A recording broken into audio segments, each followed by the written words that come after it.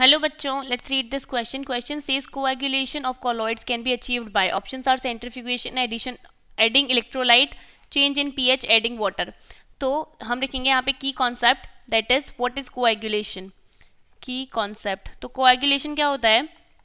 Coagulation होता है कि अगर क्या होता है, जो लायोफोबिक सोल्स होते हैं ना, वो कोलॉइडल पार्टिकल्स प्रेजेंट होते हैं, उसकी वजह से वो स्टेबल होते हैं. अगर चार्ज उनसे रिमूव कर दिया जाएगा तो क्या होंगे? दे कम टुगेदर, मतलब साथ आ जाएंगे एंड देन सेटल डाउन. सो जो और उसमें जो स्पॉन्टेनियस डीस्टेबलाइजेशन होएगा सोल्यूशन में बाय एजिंग के थ्रू या फिर आर्टिफिशियल मीन्स में, that is known as coagulation. Now we can write in an definition that is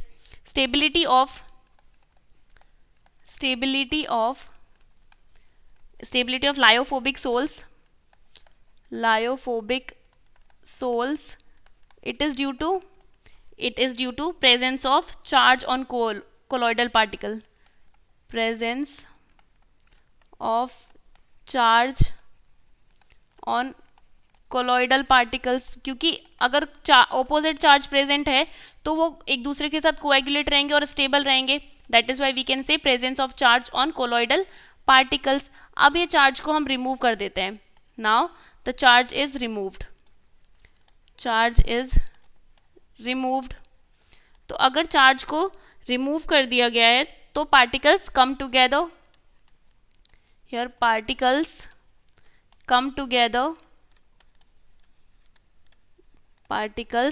come together and settle down. Now they are settled down.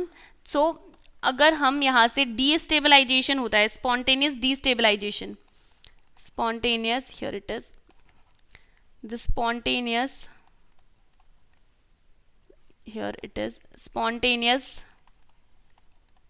destabilization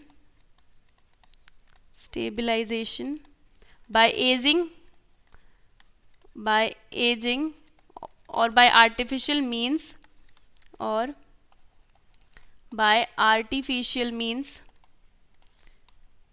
this is known as coagulation. अब coagulation के methods कौन कौन से हैं? तो methods of coagulation are centrifugation है, boiling है, we can write boiling or heating. Next process we can write it as dialysis. Third process we can say adding electrolyte,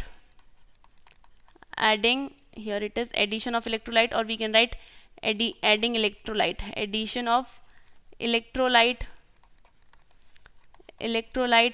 Next we can write change in pH, because अगर change pH में change होगा, so also here charge removed. Okay, so that is why coagulation takes place. So we can write change in pH. Also centrifugation. So these are the methods, hence we can say that option A, option B and option C are the correct choice for this question. Hope you understood it well. Best of luck and thank you.